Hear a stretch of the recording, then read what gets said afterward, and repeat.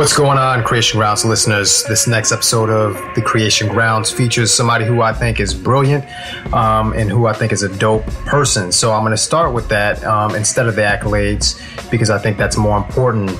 To me, this next guest, she's somebody who's rooted, she's creative, she's passionate, she's fierce, she's fearless, she's a leader, she's extremely down to earth.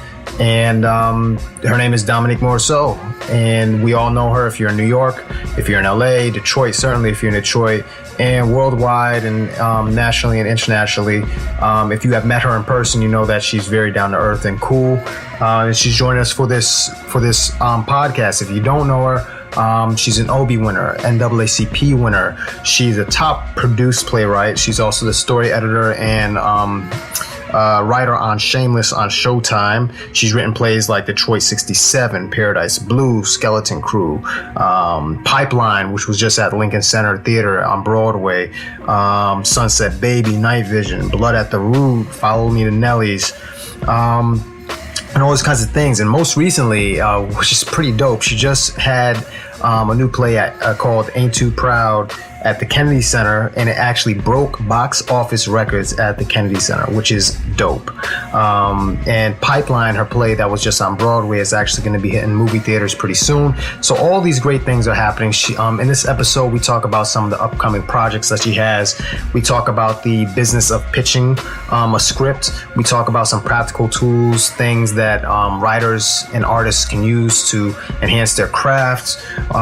We talk about a lot in this. We talk about her daily rituals, who her creative inspirations are, and much, much more. So I hope that you guys enjoy this. And to Dominique Morrisseau, we're rooting for you. You're a fearless leader. We love your work, and we wish you all the success.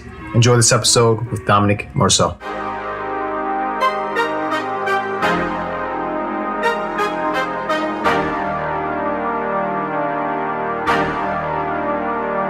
So I'm very pleased to welcome our next guest, Miss Dominique Morrisseau. How you doing, Dom? I'm doing great. How are you? I'm doing good. You have a lot going on right now. You're accomplishing a lot. Before we get into all that, let's just start with, what's the first things that you usually generally do from day to day? Oh, Lord. That changes from day to day. But I'm not the kind of writer that gets up and writes at the top of my day.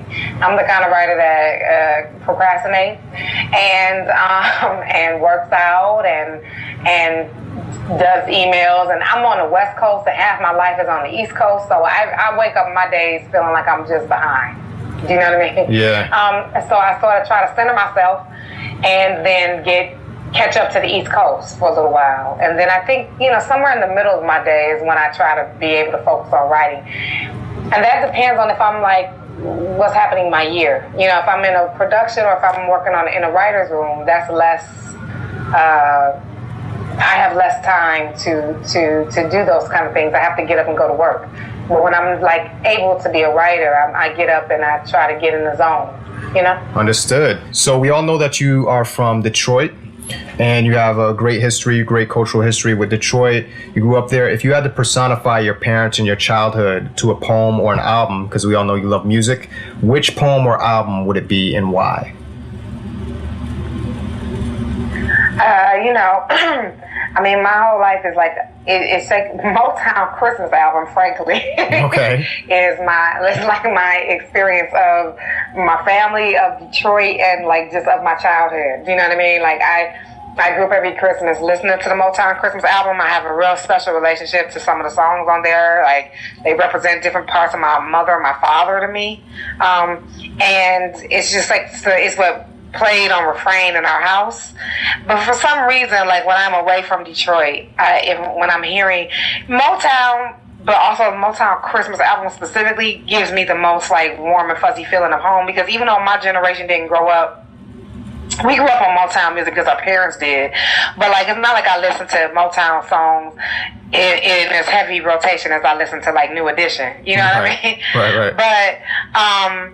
But when it came time for the holidays, no matter what, every single year, my soundscape was Motown music. So for me, I grew up on like a Motown holiday. That's dope. You know, and so that gives me the biggest relationship to the genre, I think. And then, you know, like having written about Detroit contemporarily and writing about the past, like I got reintroduced to Motown music in a different way. I was listening to Martha Reeves and the Vandellas songs, hearing them in ways I've never heard them before, you know. So it's like I keep growing up with Motown. It's awesome. Working on the Temptations musical, like I hear their music differently than I've ever heard it, and because the Temptations are my parents' favorite, you know, group ever, I'm more familiar with their music than I was anybody's.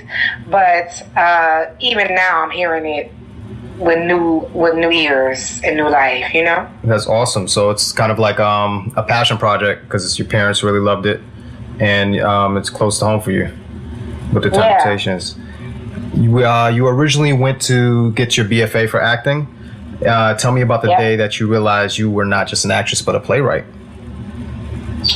Well, here's the thing. I knew I was a writer since I was a kid, you know, but I thought I was writing poetry and short stories and whatnot.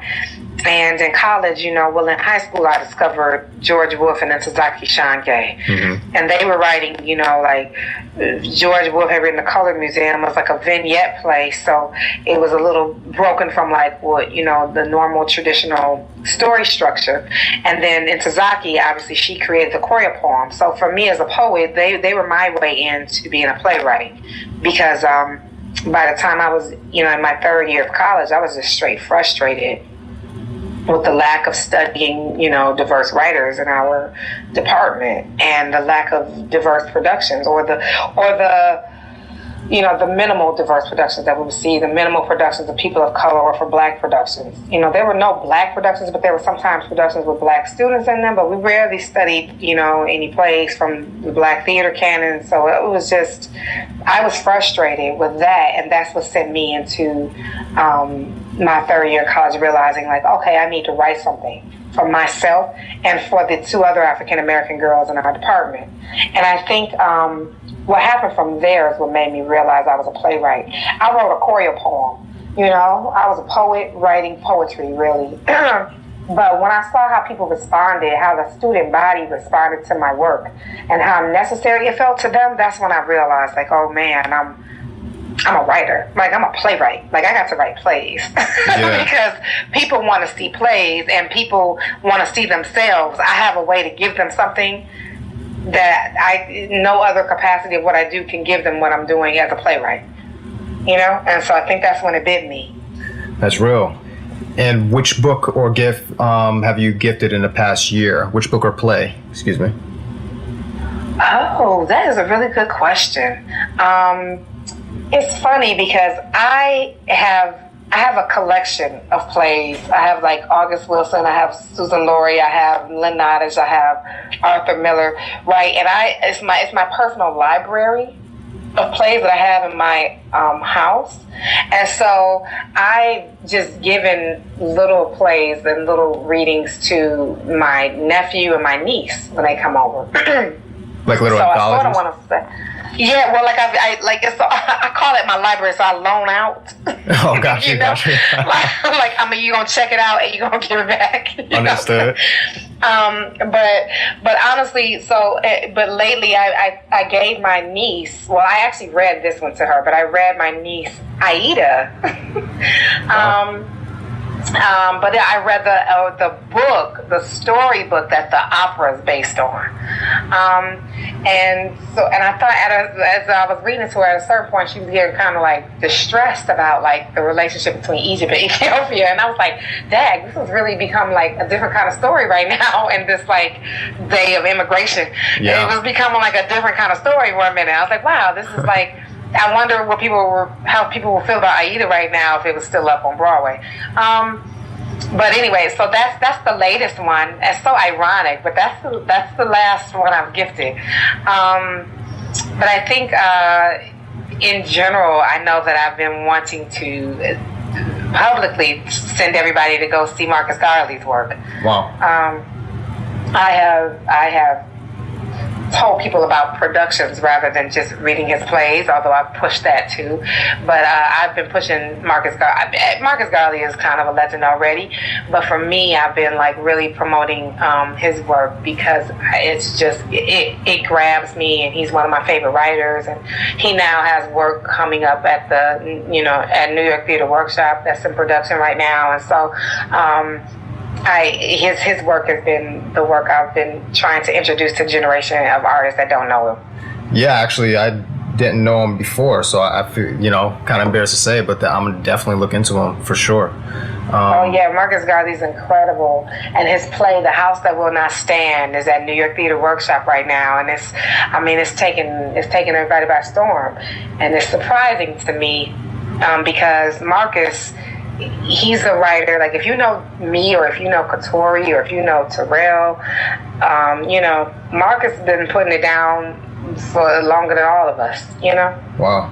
And he's been an inspiration. He's championed so many of us writers that kind of come along after him. So it's sort of a crime. I don't blame people, but it's just a crime of our industry that you would ever know my name before you know Marcus Garvey's. That's real. So I'm gonna get my homework in, my research. And talking about great writers and the upcoming writers, I once got a question from some NYU writers while I was there, for if they're about to graduate college and they might have doubts with the uncertainty of the creative process and the creative life, what practical advice would you give them, or any young artists that doesn't even have access to the major markets like New York, LA, Detroit, Baltimore, or Chicago? What practical advice would you give an up-and-coming writer to help them, get started today? Besides kind of just like write. Although that might just be the good advice. That might just be practical advice, just to start writing. I think it is, but I also think reading is the most practical advice. I don't think you can do one without the other. And you're talking about for folks that they're not in like New York, right? You're like saying if we're in other cities that are like regional cities that aren't necessarily where theater's happening all the time. Right. Is that what you're saying? Yeah. Yeah. For that, I would say, we have to be the theater, and we have to create the theater where we are. And for that, I say first we have to read. We have to get access to theater, and theater comes through a lot of our towns. So when it comes, are you going to see it? Because it might be, coming through the Broadway tours, but you got to go check that stuff out, and check out the stuff in your local community, and take trips to go see stuff. I think that's very imperative if you're really trying to be an artist and really trying to write. You cannot write if you aren't reading. So you really have to get the work that's in all these cities. You can bring those work into your lap by reading plays. Right. And I don't know any good playwright that doesn't read plays. Awesome. Or that hasn't at some point taking on reading plays as a big passion. Right now in my life, I don't have a lot of time to read new plays, so I go see plays when I can. But it's hard when artists ask me to read their work, and I don't want to seem like a jerk to say no, but I like to be a realist. Like, at this point, if I'm doing reading, I'm not writing. Right. And I have so much, or if I'm reading your work, I'm not working on something, because even though part of my writing process is reading, it's very specific reading. If I'm working about the auto industry, I'm already reading like several books and articles and stuff on the auto industry all the time. So I can only take in so much when I'm in that kind of a focus, but so the best thing for me to do to support my fellow writers is not necessarily read their work. It is to push opportunities their way, or to expose, them to places that they can submit their work so they can get exercise to do it. And it is also to just be a champion of opening doors for more opportunities for artists. That's the best thing I could do. And so that's what I would say to my fellow artists in the region. Get out there and start reading some work. And also start submitting your work to everything that you can submit to, possibly, that you have the capacity to write a cover letter for. Submit your work. That's real. Which character, if any, have you personally written that you were most nourished by, and why? do the characters that you write with the research? Because I know you're heavy into research, you go into the communities that you're writing about and capturing the rhythms of the character. Have you grown any by writing a character, or learned something about yourself or the community or the world? Anything like that? Any experience like that? Oh yeah, absolutely. I mean, every time I write, I learn something, about myself and about the people I'm writing about, which is, why I write them. I think that, it doesn't make it easy. It makes it quite challenging and really scary, frankly. I get really nervous when I've written about a community that I don't come from, or that even when I say don't come from, it doesn't necessarily mean culturally, but it might mean something else, like that. Like the auto industry is not my trade, so I'm not a part of that working community, but I want to learn about that working community so that I can accurately, as close as I can, reflect their truth, and I feel that way about anything. I write people, but I write people that I understand, but also that whose work or lifestyles I don't necessarily share or relate to or live inside of, so I have to figure out, I have to learn something about them, and that's terrifying. But I always get a deeper understanding of myself through that kind of writing. But like Faye is one of my favorite characters I've ever written, just because of who she is. She's, my character in Skeleton Crew. She sort of is the matriarch and the tough, take no mess type of character, and I admire her and her freedom, and her capacity to love. But, I love the men in my stories. People say about me a lot that I really love Black men. They can feel that in my work, and that's true. I do love Black men, and I love Black women, and I love humanity. I love all people. So I really try to write my characters from a place of love, even if I don't like them. Right. I still love them. I don't necessarily like all my characters, but I love them. And I don't necessarily write characters to be liked. Absolutely. And that really bothers me when people say stuff like, I didn't really like that character. Like, well, maybe they don't like you neither. That's like, true. It's not my job. It's not my job to make characters likable. And I specifically find it frustrating when someone says about my Black women characters. Oh, yeah, because I write them like I know them. Like I know them to be. And to say you don't like them, that means they didn't make you feel warm and fuzzy on the inside. That's not their job. Right. So that doesn't mean I didn't do my job as an artist. So I get really, I got to be really careful about how I protect the people I'm writing about, because they reflect real people in the world that I care about. That's real. What would you say is the business of pitching a script? If there is, what can a writer do to increase their chances of their work or vision inspiring a producer to pick it up? Or is there anything they could do? Yeah, I think I'm still learning how to pitch.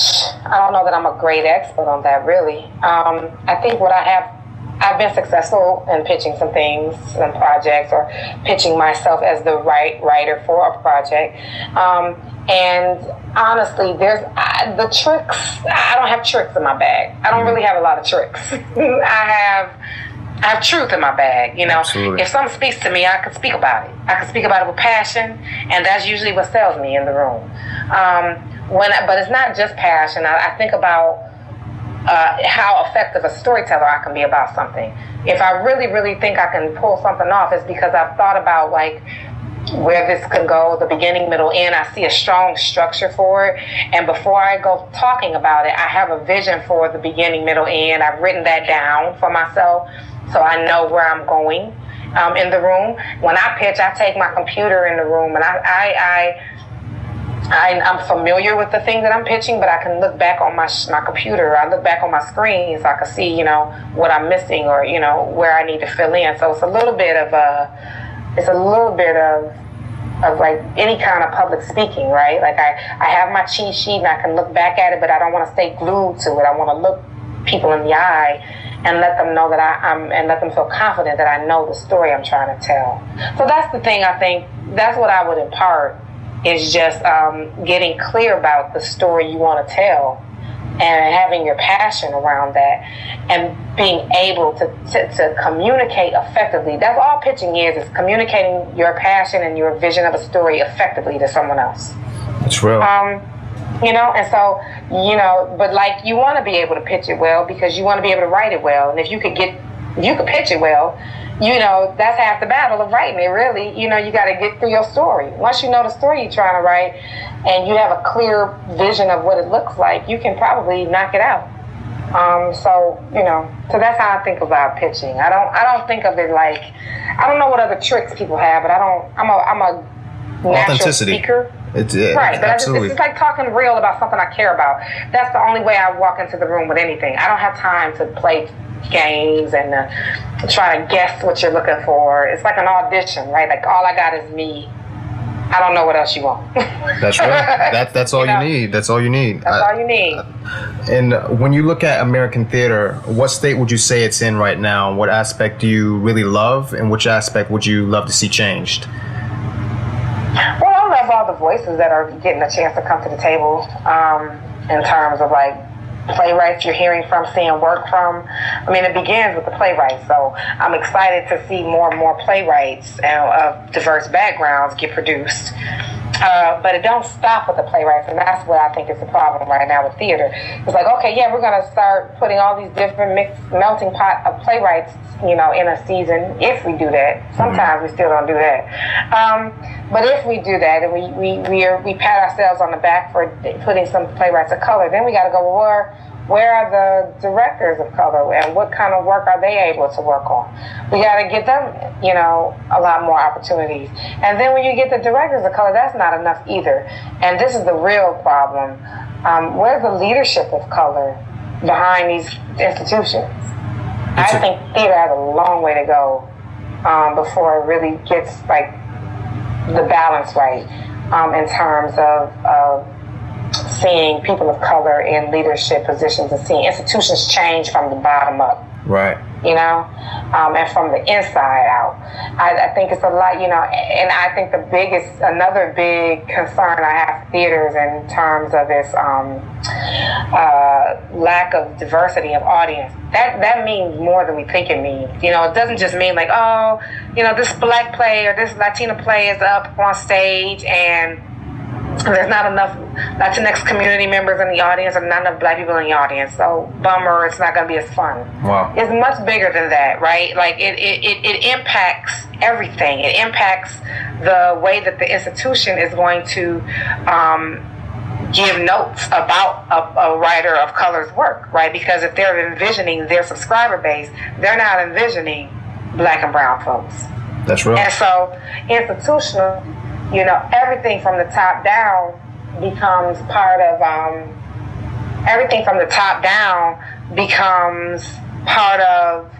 it all comes from a place of being underneath a white gaze. And we can't keep having artists of color be sort of squished into this white gaze. We have to make space for other gazes and other power structures to exist in our industry. Yeah. And when you think about film and TV as compared to theater opportunity-wise, there's a lot happening with Netflix and all these different kind of streaming services. Which is more of a powerful medium, would you say, for diverse actors, and why? It's kind of you mean between streaming and regular TV, which is a more powerful medium, or do you mean between TV and theater? So I got asked by an actor friend of mine what for diverse actors, would you say that it's better, or there's more opportunity in film and TV, or should we be trying to galvanize theater and use that as a medium, or do both? I personally think both are a great option. Just curious to think what you would think. Yeah, I mean, when I look at myself as a storyteller, I look at like all of the realms of storytelling. I will say this: it will be a real tragedy, and I think not just a tragedy to theater, but a tragedy socially for artists of color to abandon theater for TV and film. Yeah, that's not something I'm interested in doing. I think theater is the foundation. It's got to be the foundation. And so I would tell every artist of color, not to just run to TV and film. First of all, everybody I know, all the actors that I know and writers in TV and film, we keep running back to theater because substantively, you're not going to get the kind of substance you get in theater anywhere. Absolutely. You're just not going to get it. And if you really love acting, you're just not going to get a chance to do all the things you could do with your instrument in TV and film that you can in theater. And if you really, really love, if you really have an instrument, you should play that sucker till there's no notes left to play. So that you got to play it in all the ways that you have it available to you. And theater is a big part of like where you can really exercise your instrument. So I don't even understand an artist, frankly, that doesn't want to play their full instrument. But in that capacity, I think definitely TV and film has opened up a lot of range for artists of color. And I think that I would never tell a theater artist not to dabble in TV and film. I think we must. But I think we must be present in all forms. Absolutely. Because nothing is as immediate and as urgent as in your lap as theater. There's no way. It's like, do you want to be you can't parent somebody from the phone. Right. You know what I mean? Right. Like, you can't really have a meaningful relationship with the community that never really sees you outside of Twitter. Like, you can't have a meaningful relationship with those kind of people. And if you really care about the people that your art is in front of, then you got to get live and in their faces sometimes. That's incredible. But you can reach more people in another kind of way on TV and film. That's why I would say that there's a balance to the craft that I think both of those or all three of those mediums provide when you use them in tandem, when you don't just abandon one for the other.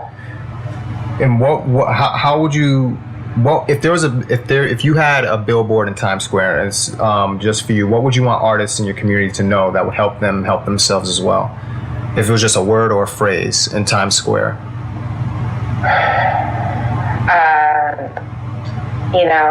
I've toyed with different ones of this. I had one that I don't have anymore.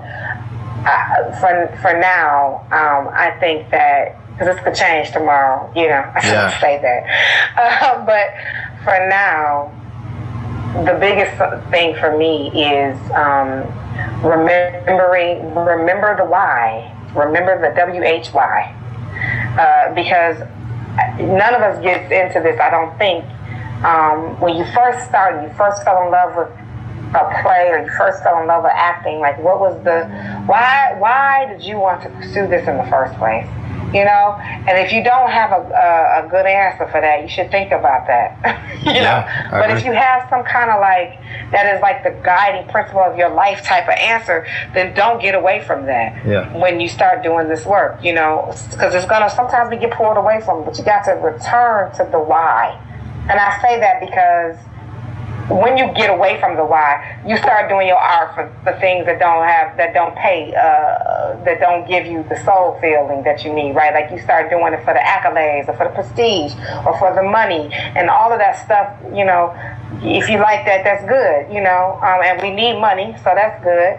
But if you're doing it for that and you've forgotten the why, it's gonna crush you. Right. It's gonna crush your soul. My husband says it was something recent where we saw if you live for compliments, you will die by criticism. Wow, that's powerful. That's dope. And that's what I think is the scary fate of a lot of artists is what are you living for? Are you in this to get clapped for and patted on the back and given awards? Or are you in this because when you are sitting at that table and you were talking about that role, or you are in the middle of rehearsal, you're doing those lines, you feel fulfilled as a human being. You feel like you are carrying something purposeful forward. And if that's the thing that you really are itched by, that's the thing you got to keep inside you when all the other stuff starts coming your way. So I just say, remember the why would be my billboard. Awesome.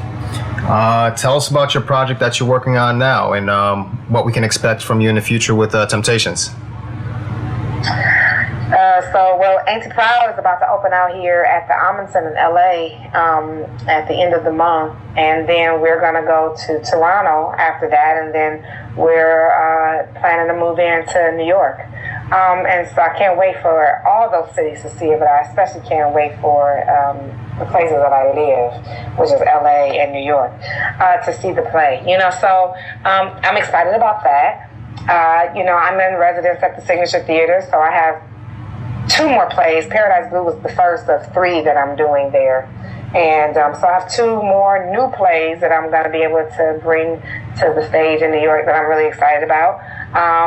And I have a few other productions of plays that I'm working on, and another musical. So I have some stuff in the fire that I'm excited about working for. I'm also just excited about the work with my peers. There are a lot of fellow playwrights, Terrell, Coleman, Katori, like I said, Marcus, Rada, Jocelyn Beal. There's so many artists who are working in both TV, film, and theater, who are, a lot of playwrights are using their plays and then they're turning them into like TV series and stuff like that. So I'm excited about seeing the work that we're all bringing to the table, and this like little renaissance that we're in, and kind of keeping it going for longer than the last renaissance. Right.